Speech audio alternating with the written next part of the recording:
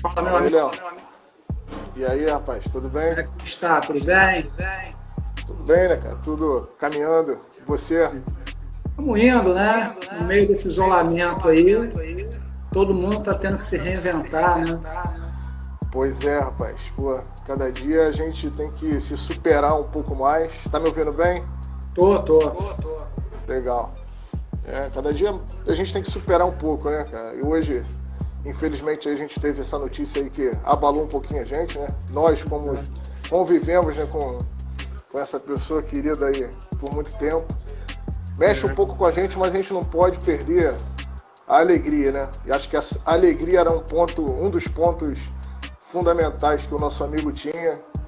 Então, mas de qualquer forma, faz parte dessa nossa reinvenção, né, cara? Superar todas essas dores que muita gente vem passando aí ao longo desse período aí de isolamento, de quarentena. isso Mas hoje aí. vamos falar de coisas interessantes, né? De coisas boas. Espero que. Isso. Deixa eu fazer só um preâmbulo aqui. A ideia nossa é que a gente bater um papo sobre perspectiva econômica, social, como é que a gente pode aí lidar com o que está acontecendo. Eu, para quem não me conhece, eu sou consultor de gestão há 20 anos. O André aí é coach, é especialista em desenvolvimento humano. A gente vai tentar aí bater um papo, interagir, explicitar algumas coisas, motivar, né? É isso aí. Isso é fundamental, né? Para o momento que a gente está passando aí hoje.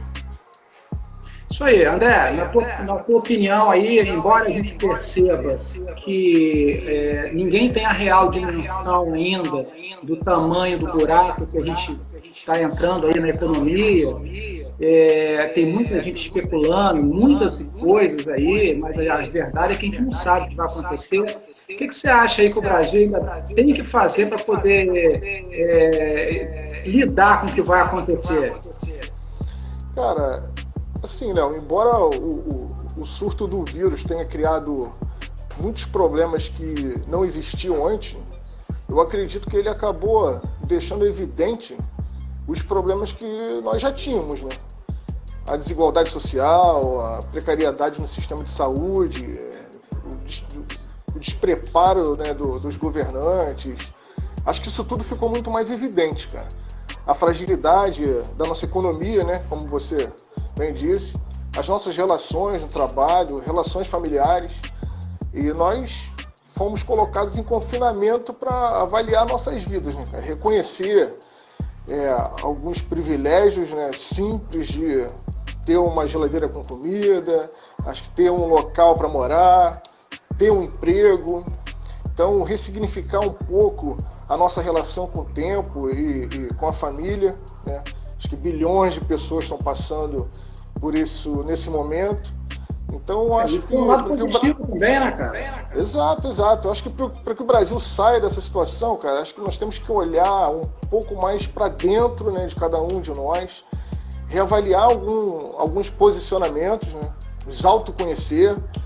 Eu acho que a melhor forma de eu conhecer o próximo é identificando em mim mesmo as minhas fortalezas, né, os meus pontos de melhoria. Isso vale para o nosso país, vale para nós, seres humanos, né? Temos que deixar... Independente, né?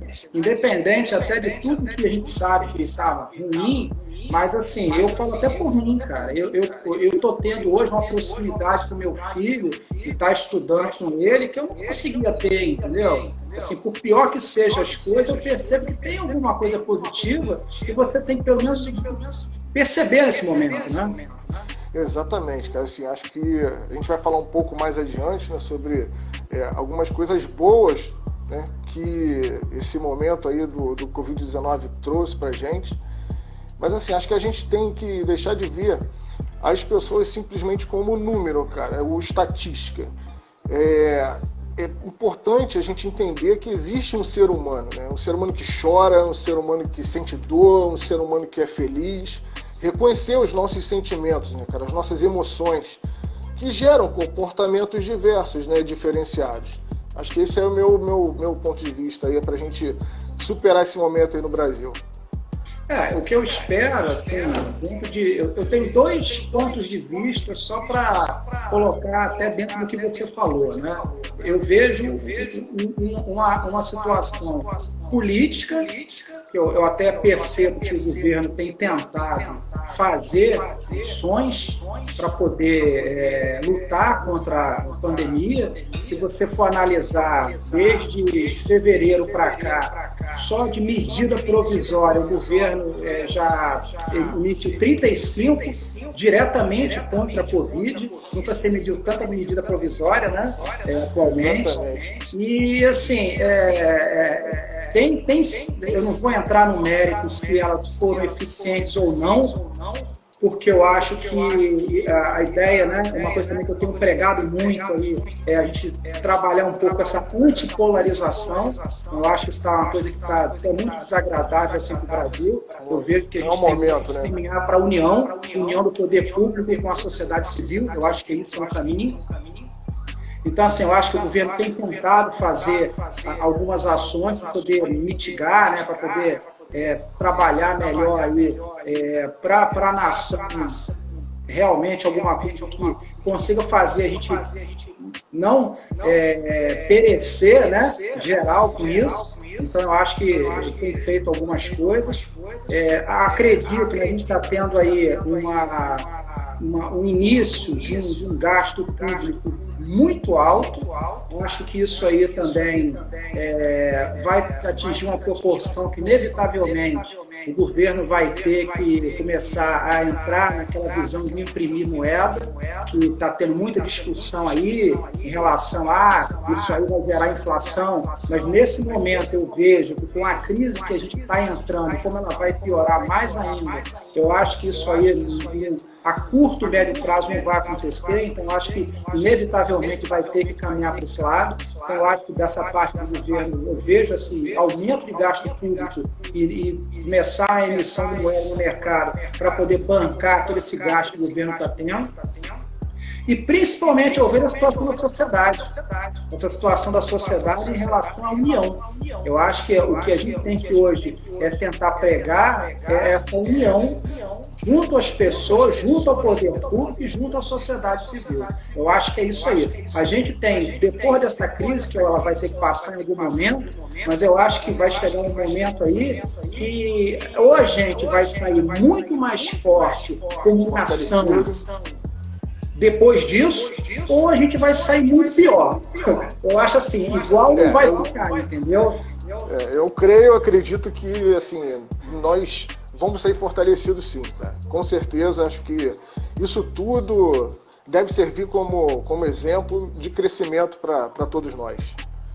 Mas assim, cara, como gancho aí, você já entrou um pouco na parte aí da economia, mas com relação aos empresários, cara, as dicas que a gente pode deixar aqui, cara. Eu vou falar algumas coisas que eu acho que eu tenho um ponto de vista com relação às dicas, né, dos empresários, como eles devem liderar nesse momento. Acho que é um momento crucial onde as empresas vêm passando por situações que jamais a gente poderia imaginar que qualquer análise de risco nós poderíamos, né, assim, prever. Eu acho que hoje, com relação a essa parte de liderança dos empresários, o mundo vive um momento de total transformação, né, cara? Tempos de incerteza, incertezas profundas, né? Mudanças que devem ocorrer no cenário econômico, como você bem disse. Eu acho que você vai explorar um pouco mais esse tema, né, da parte econômica. Mas temos que lembrar, cara, que assim, um grande líder, ele é sobretudo um grande ser humano, né? Alguém que busca constantemente o equilíbrio em todas as áreas da sua vida. E o maior patrimônio de uma empresa, a gente sabe bem que são as pessoas. E as pessoas hoje estão precisando muito da figura desse líder, né? O líder, ele não pode apenas exercer sua autoridade, né, em épocas de estabilidade.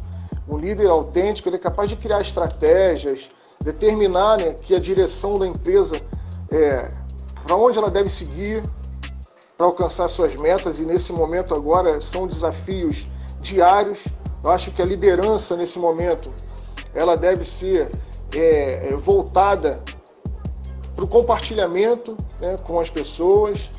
É muito importante que um líder tenha paixão, né, cara, dentro dele. Nesse momento, né, que isso impulsione e motive cada vez mais as pessoas que hoje estão abaladas com tudo isso. As mudanças, eu acho que decorrente do Covid-19, afetaram assim os modelos de gestão por completo. Totalmente. Né? Acho que todo o mercado, a gestão acho que centralizada, ela que era a gestão que a gente costuma ver na maioria das empresas, né? As grandes lideranças costumam trazer para si a centralização de algumas informações. Eu acho que ela perdeu muito espaço. Eu acho que hoje essa gestão, os líderes devem trabalhar muito mais em conjunto com a sua equipe. As primeiras semanas de isolamento social deixaram explícitos desafios que já existiam na maioria das empresas, né, cara? Falta de clareza com as decisões tomadas, dificuldades de comunicação, dificuldades de colaboração, né? Produtos e serviços incompatíveis com o meio digital. Né? Com certeza. As empresas agora tiveram que se readaptar e se reinventar de uma forma assim, meio que a jato, né? Acho que nenhuma delas estava preparada para isso. Nós mesmos, profissionais aí que atuamos com consultoria, que atuamos com desenvolvimento humano, nós estamos tendo que se reinventar. E pegar um gancho que você falou, quem conseguiu se adaptar já sai na frente.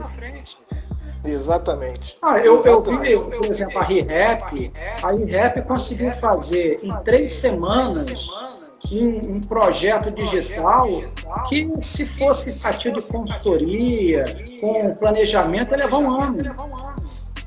Então, assim, eu acho que essa velocidade de adaptação é fundamental. Eu nem consigo perceber, assim, que as pessoas têm falado muito, né, a título de varejo, que as lojas físicas vão acabar, né, a título de serviço, de escritório vão acabar. Eu nem acredito nisso, não. Mas eu acredito o seguinte: hoje, quem tem físico e não tinha virtual, tem que ter virtual. Hoje, assim, não tem mais como o cara não ter um canal digital na empresa dele. Isso é fato. Isso não tem volta. Exatamente. Então, assim, as empresas que não davam uma certa importância, né, no mundo digital, teve que se reinventar, cara, né, de forma acelerada. Né?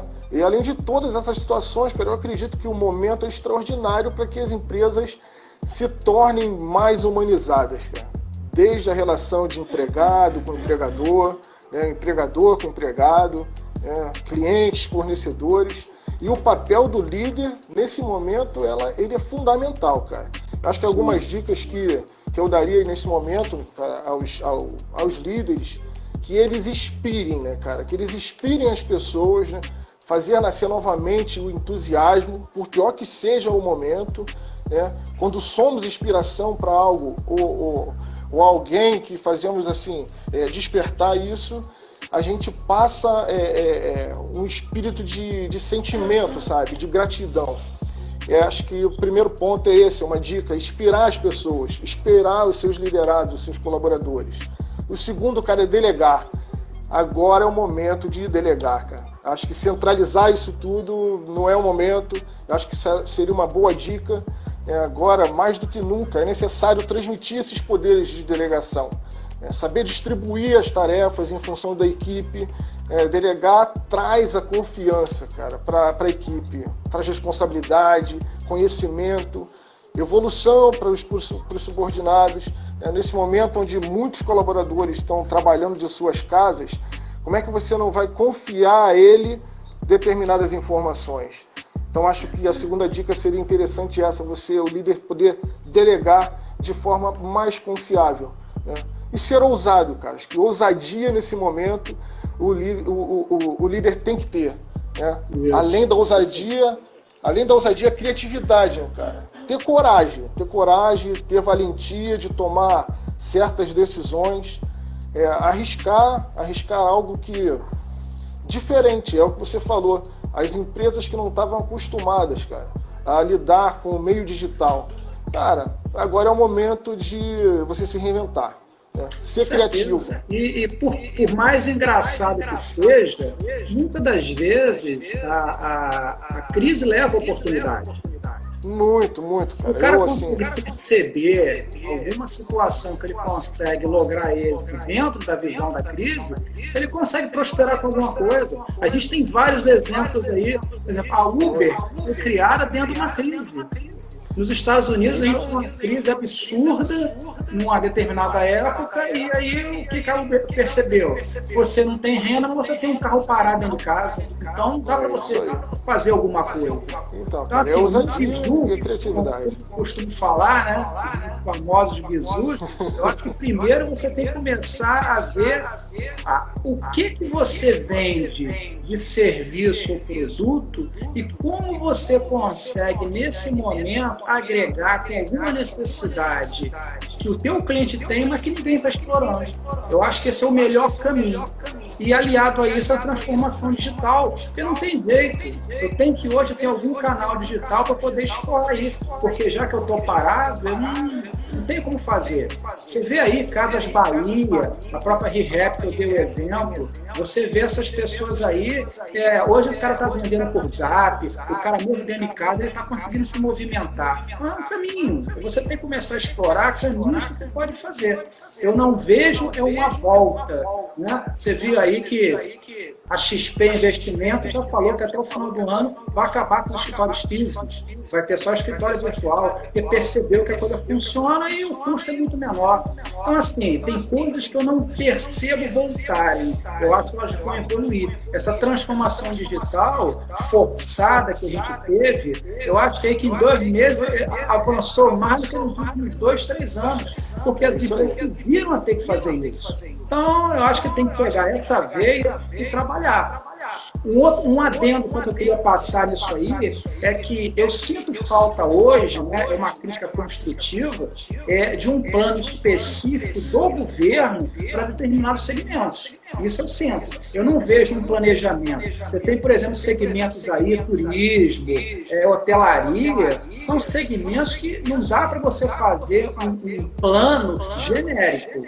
Eu acho que você tem que fazer um plano, uma medida específica para aquele segmento, para ele conseguir sobreviver. Isso eu estou sentindo uma falta de velocidade no governo para poder trabalhar melhor. Eu acho que assim, né, como eles estão focando muito na parte da saúde, eu acho que tem que ter um certo cuidado com determinados segmentos, né, cara? Tem que ter um certo cuidado. Mas assim, cara, eu volto a dizer, acho que na crise é que as pessoas, os grandes líderes vão ter que se superar. A gente tem vários exemplos, como você já citou aí, se a gente for voltar lá no nosso passado, né, cara, um grande exemplo, o Nutella de Pietro, né? Nutella de Pietro Ferreiro. Esse, durante a Segunda Guerra Mundial, com a falta do cacau, ele criou uma receita magnífica do creme à base de avelã. E isso se tornou aí um dos produtos mais consumidos em todo o mundo, né? A gente está falando aí da Nutella. Então ele viu que naquela dificuldade ali, durante a Segunda Guerra Mundial, com a escassez do cacau, ele pôde reinventar. Um grande líder, assim, hoje é um sucesso absoluto. A gente pode viajar mais no tempo aí também, pegar outras recessões que tiveram, né? Ocasiões que grandes empresários, né, com sua liderança, conseguiram reverter, né, esse quadro, né, ruim no momento que eles viveram. Cara, o trabalho em equipe, vamos voltar lá um pouco para a parte de liderança. Acho que o líder, ele tem que trabalhar em equipe, é o que você falou, mesmo com as suas equipes dentro de casa. É o momento de chamar toda a equipe, né, também para uma sala de guerra. Eu acho que desde quando isso aconteceu, os grandes líderes deveriam tomar essa posição, né, porque a gente está vivendo um cenário de guerra. E eu acho que quando você tem os seus pilares dentro da empresa, chamar todo mundo para a sala, definir as estratégias, né, para que amenize um pouco a dor. Ter foco, acho que é uma outra dica importante. O líder, nesse momento, ele precisa ter um objetivo, estabelecer um planejamento diário, né? Esse momento a gente não pode definir, vamos definir um planejamento estratégico, né? Coisa que a gente está acostumado muito a lidar no nosso dia a dia das empresas. Eu acho que o planejamento é diário. Cada dia é uma batalha que você vai vencendo. Não, e nesse momento, mais que tudo, né? Exatamente. E, cara, desenvolver o desenvolvimento da equipe, independente, né, do tempo. Acho que agora a gente vai observar muito em algumas empresas que pessoas que costumavam estar ali escondidas um pouco mais vão se destacar, né, vão evoluir um pouco mais. Então o líder ele tem que pensar não somente na organização dele, ele tem que mostrar assim os resultados. E assim, mais uma dica que eu poderia também passar para o pessoal. Priorizar. É um momento que a organização aqui, onde diversas atividades, elas sendo desenvolvidas ao mesmo tempo, cada uma delas é fundamental para que o processo seja alcançado com o objetivo. Entende? Então, acho que ficam aí essas dicas. E outra importantíssima, o líder deve dar o feedback. Nesse momento, o feedback é importantíssimo. Você, estando com o teu colaborador em casa, aqueles que não podem estar indo trabalhar, é necessário que seja dado feedback. Essa palavra inglesa, ela tem feito muita diferença em grandes instituições, cara. Gente, é necessário, cara, não só nesse momento, mas no dia a dia da empresa, realimentar, né, ou dar uma resposta a um determinado pedido, né, a um acontecimento, a um fato dentro da empresa. Como é que você vai saber se o seu colaborador, cara, ele consegue evoluir ou não? Então, assim, é um momento específico para isso. Cara, e ser resiliente, irmão. Nesse momento, eu acho que essa é uma das principais palavras, né? Resiliência. É isso aí, exatamente. O líder ele vai ter que se adaptar, né, a uma melhor forma de combater essa situação, né? Mesmo que a pancada tenha sido dolorosa, e está sendo dolorosa para muitos segmentos aí, ele deve, né, retornar a tua força e seguir adiante, cara. Acho que essas aí são dicas que a gente pode dar e passar para os líderes das empresas, as pessoas que estão aí nos assistindo. Acho que essas são dicas bem interessantes. Mas assim, Léo, como você falou bem da parte da economia, qual a sua análise, assim, nesse momento com relação especificamente à parte econômica, à economia? O que você pode passar? Olha, eu vou te dizer o seguinte, se a gente for olhar um pouco para trás, o Brasil ele já vinha há 10 anos patinando na economia. Se você for olhar o PIB brasileiro desde 2010 foi o último ano que a gente teve um crescimento considerável, que passou de 7%, mas se você olhar de 2010 para cá, o crescimento do Brasil a título de PIB foi assim, praticamente desastroso. 2015, 2016 foi retração, caiu em torno de 3,5%. 2017, 18, 19, a gente teve aí uma média de 1% de crescimento. Ano passado, em 2019, o PIB cresceu 1,1%. Então, assim, a pandemia já chegou num momento que o Brasil já estava extremamente frágil a título de economia. Isso é fato. Então, consequentemente, o efeito é muito maior. Uma outra situação, hoje, né, você vê, o FMI está fazendo uma expectativa aí que a gente vai ter uma retração em 2020 de PIB de 5,3, 5,2 mais ou menos, e o governo acredita em 4,7. Eu vou falar para você, a expectativa aí, para mim e para outras pessoas que estão analisando e pesquisando, a gente pode estar falando em torno de 7%, cara, 8%, brincando. Infelizmente, essa é a realidade. Então, assim, nesse momento, a economia está, como eu falei, num momento de muita fragilidade. Ninguém sabe o tamanho do buraco, a gente não sabe. A gente está a 60 dias de isolamento aí. mas ao mesmo tempo, algumas cidades estão falando em voltar à economia, por exemplo, Minas Gerais falou que ia começar a voltar, Belo Horizonte começar a voltar, mas ao mesmo tempo voltar naquele acompanhamento, e se de repente começar a aumentar o surto e volta tudo de novo, aí vai para um lockdown, então que é muito pior. Então, assim, o medo que hoje a sociedade está vivendo você tem que soltar a economia, ao mesmo tempo você tem a questão da saúde pública. Aí você fica naquela sinuca de bico e você não sabe o que você vai fazer, né? Eu acho assim que, infelizmente, nós temos um racha na sociedade que as pessoas hoje estão dentro de duas facções, né? Uma, a pessoa fica em casa, e a segunda, o cara sai para a rua. Então, assim, eu acho que isso também é uma discussão inócua, que uma coisa depende da outra. Não tem como você ser partidário de uma coisa ou de outra. Você tem que unir as duas coisas. Não existe isso. Então, isso é uma coisa que já está, para mim, completamente errada. Voltando à situação do PIB. Então, com o encolhimento do PIB aí, nessa ordem, você tem o quê? Desemprego. Né? Você vê que hoje a gente está vivendo, no final do primeiro trimestre de 2020, você estava oficialmente pelo IBGE com um desemprego de 12%. A estimativa é que a gente chegue aí a 18%. Talvez o que? 20%? Então, assim, é uma situação muito complicada, entendeu? Vai ter um aumento de desigualdade de renda muito maior, não tem jeito. A classe média está se achatando cada vez mais, porque, né, por todos esses efeitos aí, em relação ao que a gente está conversando. E aí a gente vê determinadas situações que no Brasil elas são sempre, talvez até maiores, que chega a ser engraçado. Você vê, o dólar está alto no mundo inteiro. Por quê? Porque você, como investidor, o que você quer? Você quer segurança. Então você vai o quê? Vai procurar alguma coisa que te dê segurança. O que te dá segurança como investimento? O dólar. Então não tem jeito. Então o aumento do dólar, ele é no mundo inteiro. Só que no Brasil, ele é maior. O Brasil ele teve 30% a mais de aumento do que as outras moedas dos países emergentes no dólar. E por quê? Porque, primeiro, o governo, para poder incentivar a economia, reduziu a taxa Selic absurdamente. Então, você está com uma taxa Selic aí de 3%. Para quem não sabe, a taxa Selic aí é nossa taxa de juros que consegue regular toda essa relação de mercado aí de tomador e de poupador de tomador de recursos.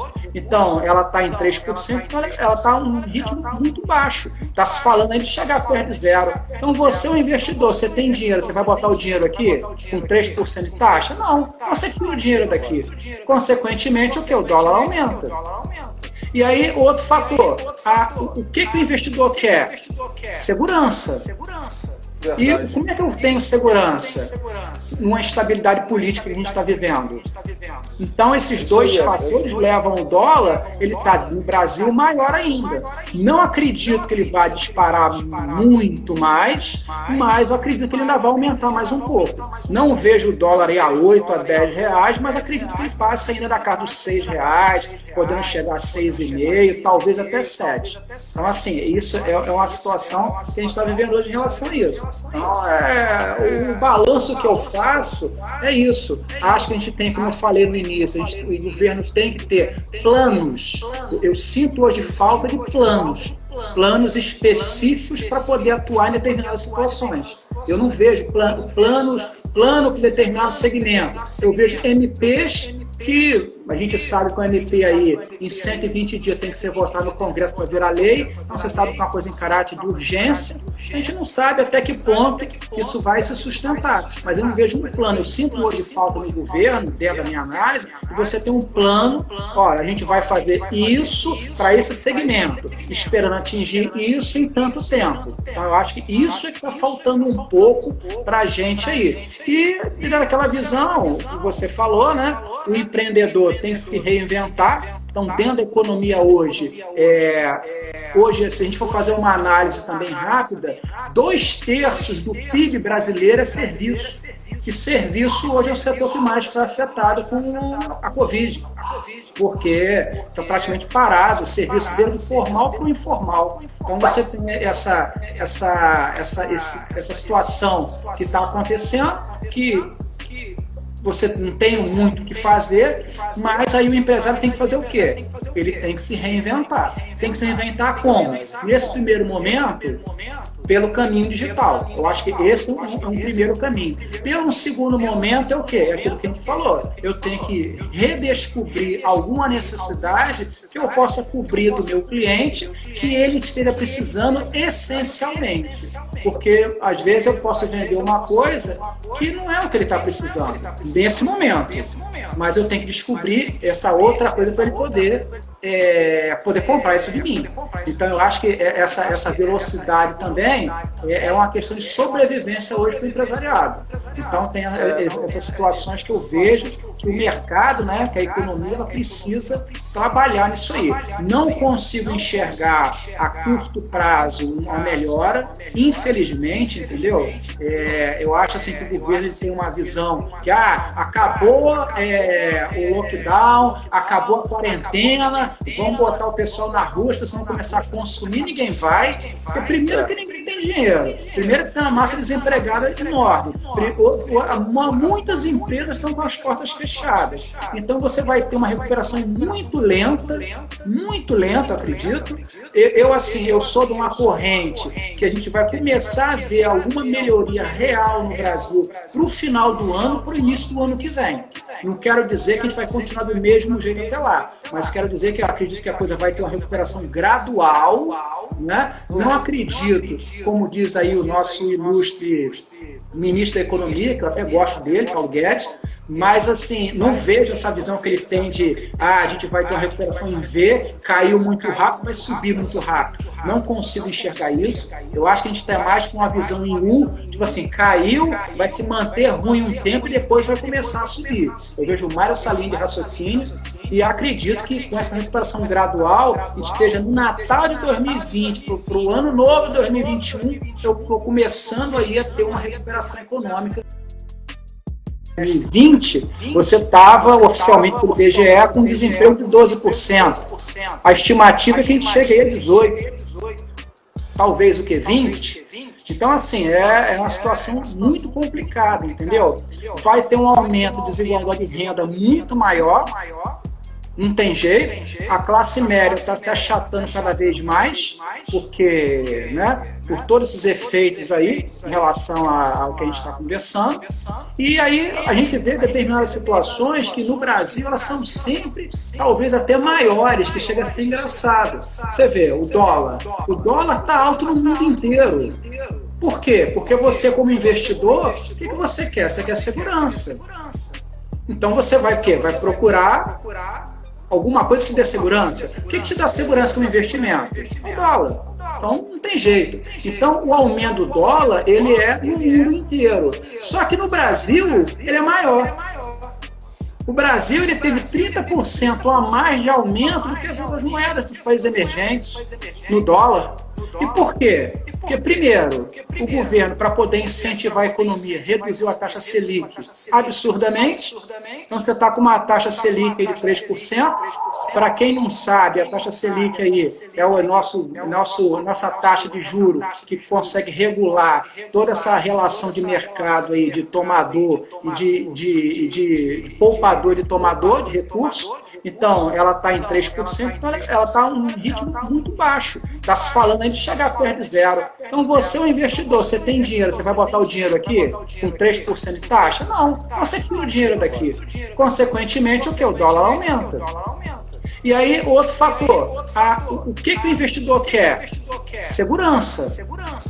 E como é que eu tenho segurança numa estabilidade política que a gente está vivendo? Então, esses dois fatores levam o dólar, ele está no Brasil maior ainda. Não acredito que ele vai disparar muito mais, mas eu acredito que ele ainda vai aumentar mais um pouco. Não vejo o dólar aí a 8, a 10 reais, mas acredito que ele passe ainda da casa dos 6 reais, podendo chegar a 6,5, talvez até 7. Então, assim, isso é uma situação que a gente está vivendo hoje em relação a isso. Então, o balanço que eu faço é isso. Acho que a gente tem, como eu falei no início, o governo tem que ter planos.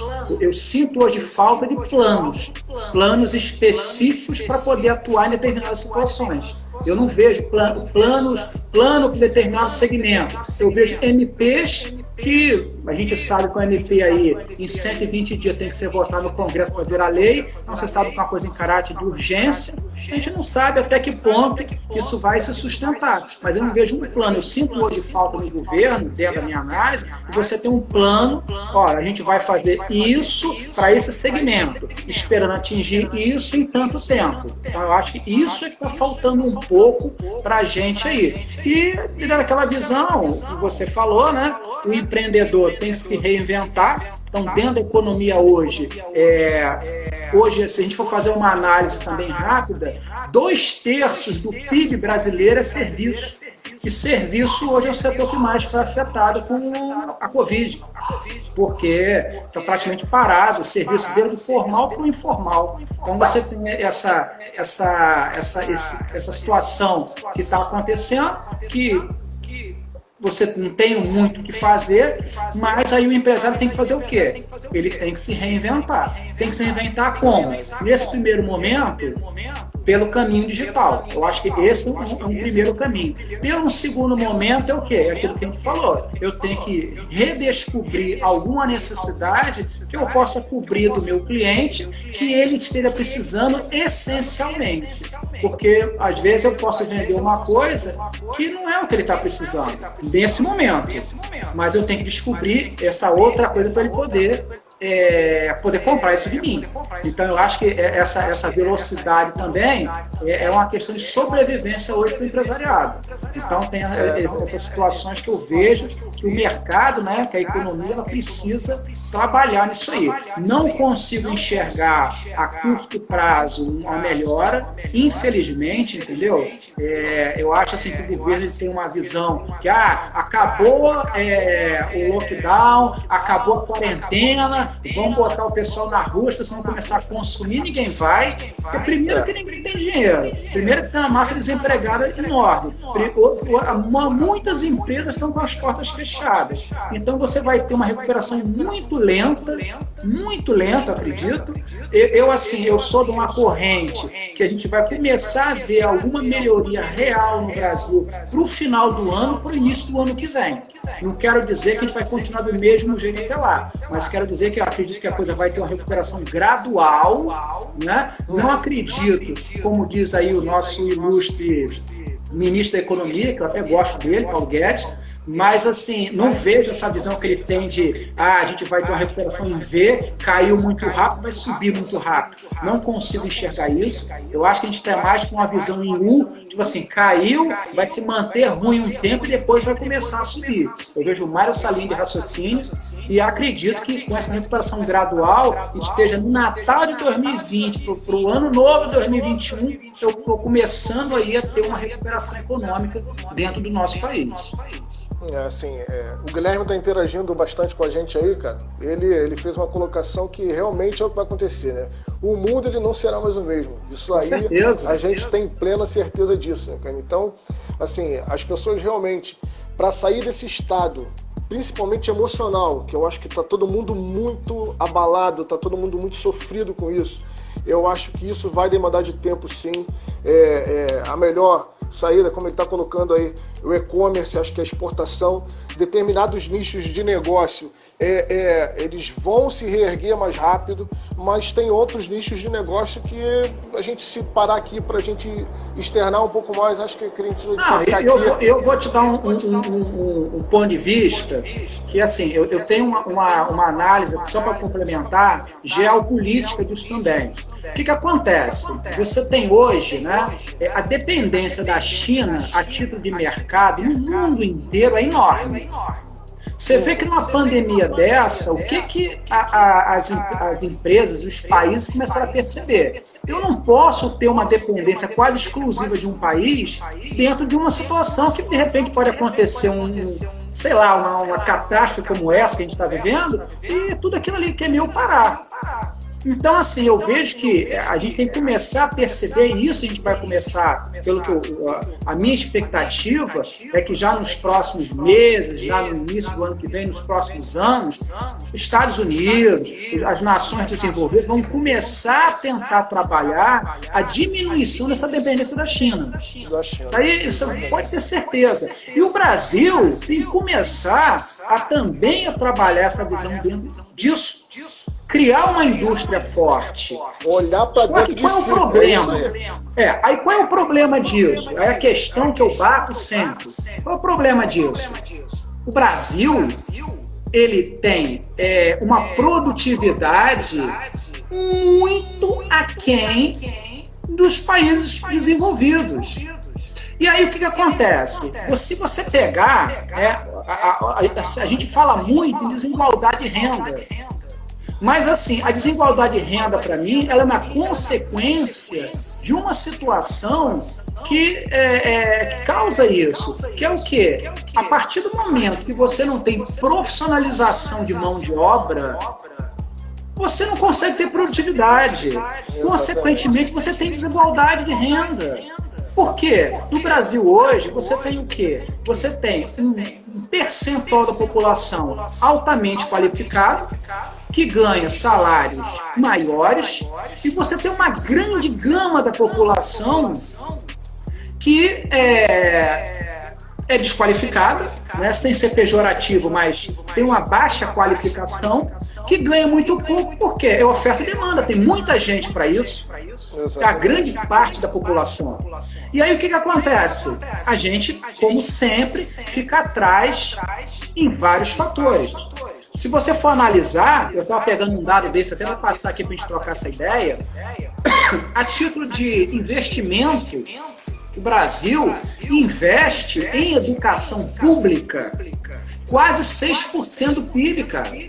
Isso é acima da média dos países da OCDE, dos países das nações desenvolvidas. É acima. Ou seja, podia investir mais? Poderia? Poderia. Mas não investe pouco. Então, o que acontece? O dinheiro, como sempre, tem, mas ele é o quê? Ele é mal gerido, ele é mal gasto. Então, eu sempre vou muito nessa linha. Por que ele é mal gasto? A maioria do dinheiro, em vez de trabalhar a linha da educação básica, ela trabalha o quê? A universidade.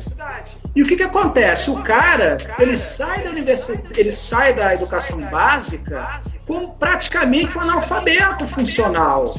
Ele entra numa universidade sem saber muita coisa. Para corroborar, para confirmar o que eu estou falando, você pega aí o último PISA, você pega a média do PISA dos 10 últimos anos. O que é o PISA? É a avaliação internacional do aluno, que mede aí interpretação de texto, matemática e ciência, dentro de um limite de idade mais ou menos de 15 anos. Você pega isso aí, o Brasil, no último PISA, ficou em 74º em matemática.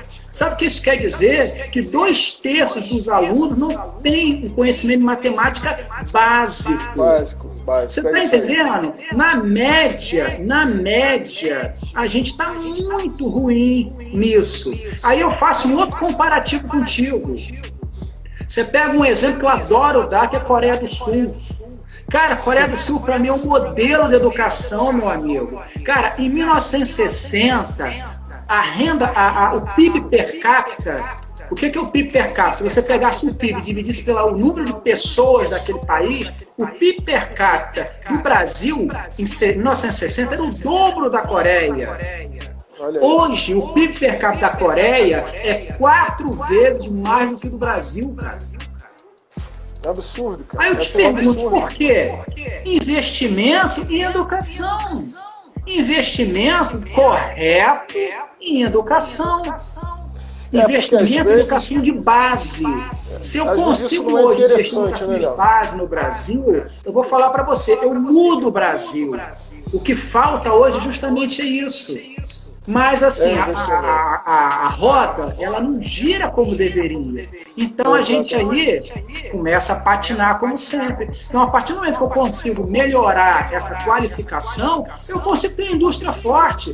Eu diminuo a dependência de outros países, eu consigo ter uma produtividade. Antigamente, eu fiz uma palestra mais ou menos em 2018, eu tinha um dado, enquanto um coreano ele faz 4 chips de computador, o brasileiro faz 1 no mesmo tempo. Ou seja, a gente é 25% produtivo. Olha só, cara. Então, assim, é contra essa realidade que eu acho que a gente tem que começar a mudar. A partir do momento que eu tiver esse tipo de visão, aí realmente eu tenho assim, Léo, qual é o caminho? Cara, o caminho é esse. Esse é o caminho. Não tem que pensar muito. Eu tenho investido hoje, eu tenho que gerir melhor esse investimento, eu tenho que migrar hoje desse investimento de universidade para educação básica e fazer educação básica para todos. Não é só para a camada mais rica que vai na colégio particular, é para todo mundo, entendeu? Então eu acho que esse é o caminho. Eu volto a falar, se a gente, se hoje, né, o governo conseguir trabalhar uma linha desse jeito, pegando essa vertente, eu falo para você que a gente aí, em 2 gerações, a gente está com outro Brasil. Estaremos em outro patamar, com certeza. O pessoal tem interagido muito aí. Eu acho que a solução não é explodir lá o plenário e começar tudo de novo, como a Bia aí, nossa amiga, colocou, mas assim, será que é interessante isso para os governantes? Então, assim, fica essa pergunta, né? O Guilherme novamente interagindo com a gente, mas assim, a gente tem que acreditar que a mudança vai existir, acreditar que nós vamos nos tornar um país melhor, porque se a gente desistir, filho, aí realmente acabou. Em vez de a gente chegar próximo dos países desenvolvidos, a gente vai olhar para baixo e cada mês mais a gente vai descer essa ladeira. Com certeza. Mas então... Deixa eu te perguntar uma coisa, André, que eu tô querendo saber, que é uma coisa que aí tá bem dentro da tua área e é uma curiosidade que eu tenho. Cara, como a gente não enlouquece neste isolamento? Como fazer para não ficar louco já 60 dias de isolamento sem ter previsão de término? Como que eu não fico louco? Rapaz, a gente tem que... assim... Esse é um cenário muito desafiador. Eu digo, eu costumo falar, hoje mesmo, que eu falei muito sobre isso. Eu acho que assim, a Covid-19 está matando muita gente.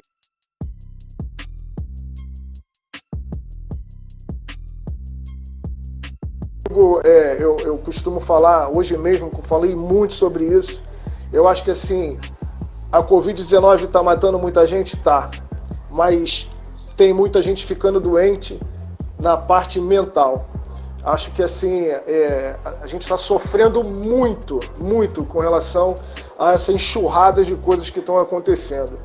Então assim, nós estamos passando por momentos onde jamais poderíamos imaginar que fosse acontecer. É o que eu te falei, nós, consultores, mentores, né, desenvolvimento, a gente que trabalha com desenvolvimento humano, jamais poderíamos prever um risco desse, né? Então, ficar mais de 60 dias aí, todo mundo deveria ficar assim nas suas casas, assim, pensando, cara, para eu ficar em casa eu vou ter que me salvar, eu vou ter que me resguardar. Então, assim, pessoas que já passaram por esse momento, no ano passado, eu lembro muito da minha avó contava muitas histórias da Segunda Guerra, né, onde as pessoas passavam por momentos muito, muito piores, né, momentos de dores. Mas assim, hoje a gente luta com um inimigo que é invisível. Então a gente tem que ter uma mente muito bem preparada para isso. Então, nesse período que estamos vivendo, esse sentimento de guerra, às vezes as pessoas precisam se salvar, né, velho? Ficando em casa, evitando um maior contágio. Nós estamos tendo tempo para refletir um pouco mais na vida. Se desenvolver mais como ser humano, é necessário que o ser humano se conheça, é necessário que o ser humano se conheça na essência. né? Desenvolva Você não acha, André, desculpa te o interromper, autoconhecimento.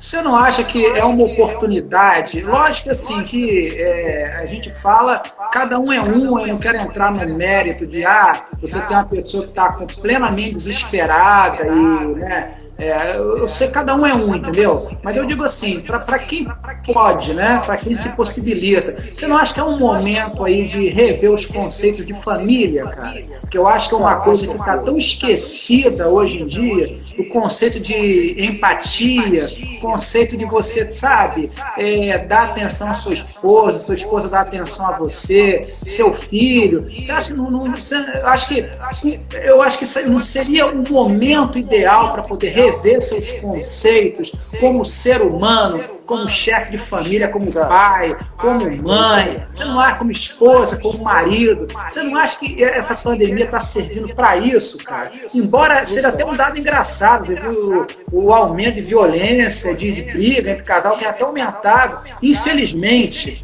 mas você não acha que é um momento aí da pessoa começar a refletir, como é que eu posso melhorar como ser humano, cara? Como é que eu posso melhorar? Porque o primeiro lugar que o cara tem que melhorar é com a família dele, né? Assim, porque ele tá ali. Ele tá ali. Dentro de casa, para depois, fora de casa, o cara fazer, né? Não tem jeito. O que é correto. Porque tem que começar dentro de casa, né?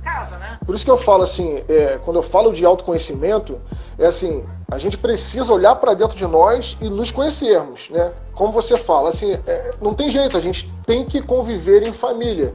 Então, assim, nós fomos colocados dentro das nossas casas para poder verificar o que está acontecendo. Porque, assim, além da proteção, eu acho que assim, é fundamental. Muitas brigas estão acontecendo, muitos casais estão se separando, mas isso não aconteceu por conta do Covid-19. As relações já estavam comprometidas, elas já estavam estragadas. Então, assim, a gente tem que olhar para uma outra percepção para que as coisas agora elas tendem a ser colocadas no lugar. Então, quando eu falo do autoconhecimento, o autoconhecimento é isso, você olhar mais para dentro de você, né? Porque assim, hoje, se você não tem a tua família dentro do teu lado, né? Se tu não tem teus amigos ali, que hoje você não pode sair para visitar, para trocar uma ideia, para conversar, cara, a tua família é a base de tudo. Então, a gente precisa sim nos fortalecer como família. Às vezes, assim, a gente sai do nosso trabalho, às vezes nós viajamos muito, passamos semanas longe de casa. A gente chega em casa, sai de casa, não vê nossos filhos, chega em casa, os filhos já estão dormindo. Então, assim, essa distância que se criou nos laços entre pais e filhos. Então, a gente está tendo essa oportunidade agora. Então, quando eu falo autoconhecimento, é tudo isso, é você se conhecer. Porque quanto mais a gente se conhece, cara, mais a gente se potencializa, mais a gente se cura para enfrentar esses desafios aí que a vida está nos propondo. Então, eu acho que assim, o autoconhecimento ele nos deixa mais forte e mais seguro. É uma atuação nesse momento para que a gente entrar nessa batalha contra o vírus e sair vencedor, cara, nessa guerra. Temos que aceitar que somos seres duais, isso é muito importante. Nós temos luz e sombra, e quanto assim a gente tem esse entendimento que nós somos pessoas que erramos, nós somos pessoas que acertamos, a gente passa a compreender melhor a nós e compreender melhor o próximo. Então, uma vez que nós nos conhecemos melhor, nós podemos entender melhor o próximo. Mas para isso, a gente tem que praticar um pouco mais a nossa inteligência emocional. Isso é fundamental. Então isso vale para as empresas, isso vale para nós, pessoas. Temos que ter essa capacidade de dar um novo sentido positivo às coisas que estão acontecendo. Entender melhor as nossas emoções. Esse é a peça-chave. A gente precisa entender melhor as nossas emoções, porque com certeza isso vai influenciar o nosso comportamento dentro da família, o nosso comportamento com o próximo, porque quando eu consigo identificar em mim essas emoções, eu consigo olhar para o próximo de forma diferente, porque eu sei que ele pode estar passando, por um momento assim tão quanto igual ao meu ou até mesmo pior. Mas o que acontece hoje com o ser humano é que a primeira coisa que ele faz é julgar o próximo. Então a gente tem que tirar essa palavra do nosso vocabulário. Deixa de ser julgador, vamos ser curioso. Pergunta a pessoa, por que você está fazendo isso? Então, com isso, a gente vai se moldando, a gente vai se conhecendo. Eu acho que isso é fundamental, é muito importante. Então, eu digo sempre que assim, os 5 pilares que a gente pode desenvolver uma inteligência emocional é a gente ter o autocontrole, nesse momento, principalmente, que a gente está vivendo, né? Praticar a automotivação dentro da nossa casa mesmo. Cara, vamos nos presentear com alguma coisa. Esse momento que assim que está acontecendo conosco, eu sou um cara que creio muito, né, em Deus. Eu acho que assim, Deus fez tudo de forma com que a gente iniciasse dentro da nossa casa, dentro da nossa família. Ficasse mais com as nossas esposas, com os nossos filhos, tentar colocar no lugar aquilo que sempre teve fora do lugar e a gente nunca observou, porque o nosso tempo era um tempo voltado para o trabalho. Então, assim, agora a gente está no momento de escalonar, né, o nosso tempo, tratar as coisas importantes, deixar as coisas urgentes assim, não deixar com que as coisas importantes virem coisas urgentes. Uma sirene nos carros de som da prefeitura e nós vamos passar por esse momento. Isso é importantíssimo agora, sim, nesse momento. Às vezes nós deixamos de falar com os nossos amigos. O nosso dia a dia é muito corrido com relação aos trabalhos mesmo. A gente parou, assim, de pega o telefone, cara, liga pro teu amigo que você não fala há muito tempo. E aí, estabelece assim, aproxima novamente essa relação. Então, eu acho assim, do lado positivo disso, né? Se a gente pode dizer que tem um lado positivo, né? Mas a gente sempre tenta achar um lado positivo. Essa solidariedade que se despertou, né, dentro de cada um, eu acho que assim, foi propícia com essa parada, cara. Eu acho que a partir do momento que a gente parou com tudo, né, quem está conseguindo enxergar que é um momento, como você mesmo está falando, você se reaproximar, né, de tudo que é importante, vai conseguir entender melhor o sentido disso tudo também, entendeu? Vai sim, cara. Então assim, Léo, se a gente consegue dominar essas nossas emoções, por isso que é importantíssimo a gente entender pelo menos um pouco de cada uma delas, né, que a gente está vivendo intensamente todas essas emoções. Então a gente precisa entender um pouco, assim, a gente pode tratar aqui algumas emoções, como a raiva, o medo, são emoções que a gente está vivendo assim, diariamente. Camarada, como sente muita raiva, cara, assim, ele geralmente é alguma coisa que bloqueia o cara. Bloqueia ele e assim, ele fica meio que angustiado. Então assim, a raiva, o próprio medo, que nos coloca assim uma energia para baixo, desacelera muito. Então assim, a gente muita coisa. Então assim, chega a nos paralisar, né? O medo, quando ele atinge um certo estágio, irmão, ele paralisa a pessoa. Eu vou dar um exemplo aqui da minha própria região. Assim, teve um abençoado, né, um ser abençoado da prefeitura, do órgão da prefeitura, que assim, ele, para chamar a atenção da população, para que fiquem em casa, o cara simplesmente colocou uma sirene nos carros de som da prefeitura, e exatamente aquela sirene onde na Segunda Guerra, na Primeira Guerra Mundial, quando o míssil estava para cair na região, tocava-se a sirene para as pessoas se recolherem para a tua casa. Então isso, cara, estabelece o pânico na pessoa. Então, assim, o pânico, ele paralisa, né? É um medo mais avançado. Então, assim, a gente tem que estar preparado para tudo isso, né? Mas a gente também, além do medo, da raiva, da tristeza, que também pode nos paralisar, se ela for em excesso, é o que nos leva muitas vezes para o caminho da depressão, a gente tem que tratar de forma mais saudável e ser alegre.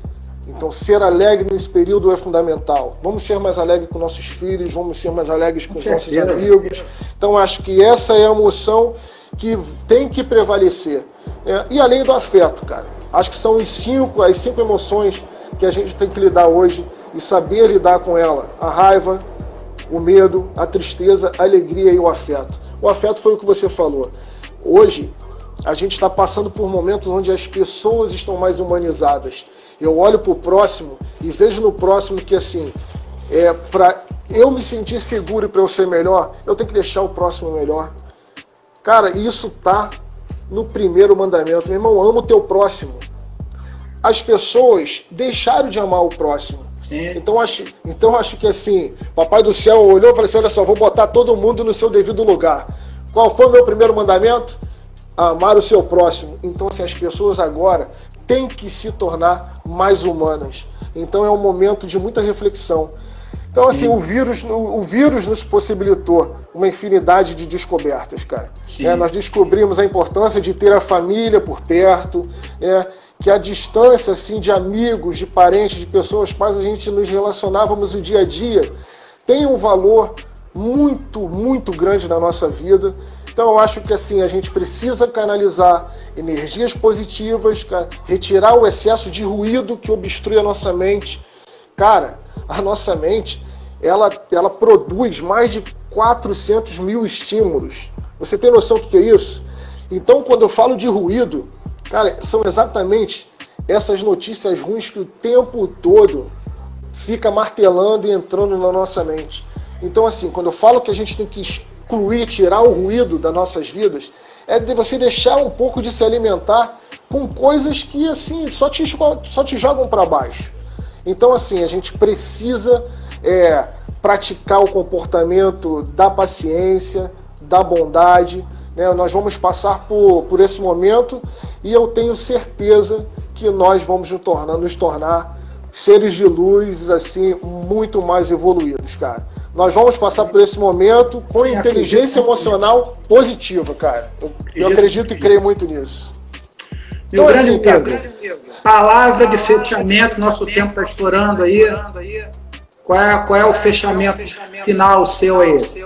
Cara, eu acredito que finalmente nós teremos um mundo melhor, né, onde pessoas vão olhar mais para o seu próximo e ver que a vida tem muito mais sentido se eu conseguir fazer com que o próximo tenha uma vida melhor. Eu acho que a gente vai sair com certeza desse momento muito fortalecido. Eu acredito fielmente nisso. Então a gente está vivendo um momento espiritual muito elevado. As pessoas estão mais juntas com as suas famílias. As pessoas vão valorizar os seus empregos, né? E vai exercer cada vez mais a sua fé. Eu acredito e creio muito nisso, meu irmão. Quero agradecer aí por esse momento aí maravilhoso contigo, agradecer pelo convite e espero que a gente esteja mais junto aí para tratar outros temas. Eu que te agradeço, assim, só para corroborar, né, o que você falou, eu acho que a palavra da economia no momento aí é renovação. Renovação é uma coisa que a gente tem que pensar, né? Esperança, porque não tem outro caminho, né? E transformação digital. Eu acho que o empresário tem que pegar esses 3 pontos, fundamentalmente. E a título de sociedade, a palavra para mim é solidariedade, união. Eu acho que a gente tem que caminhar por esse caminho. Eu acho aí que a gente está tendo um belo momento para poder realinhar a sociedade com novos valores, com valores corretos, que já foram perdidos, infelizmente, há muito tempo atrás, né? E assim, acho que está no momento de a gente realinhar isso e começar a trabalhar uma nova forma de vida, né? A título de empresa, a título de ser humano. Eu acho que dá para a gente conciliar muito bem isso aí. E o momento, né, como a gente até falou, muitas vezes as oportunidades elas surgem com as crises. Então até essa crise aí é uma oportunidade para a gente conseguir evoluir profissionalmente e evoluir, né, como ser humano também. Como pessoa, como ser humano. O ser humano ele tem que ser mais humano. Exatamente. Eu acho que a gente com certeza nós vamos ter um mundo muito melhor depois que isso tudo passar. Te agradeço mais uma vez. Te agradeço imensamente, agradeço a todas as pessoas que participaram aí, tá bom? Fiquem com Deus, uma boa noite, tá aí, obrigado a todos. Estamos encerrando aí. Valeu, quero agradecer também ao pessoal que participou aí, os nossos, enviamos convites aí para várias pessoas, a gente não consegue ler, né, o tempo todo aí as mensagens, mas a gente vai poder observar daqui a pouco. Agradecer mais uma vez a participação de todo mundo. Léo, fica com Deus também, um grande abraço. Amigo, fica com Deus aí. E a gente se encontra na próxima. Um abraço, tchau. Valeu, tchau.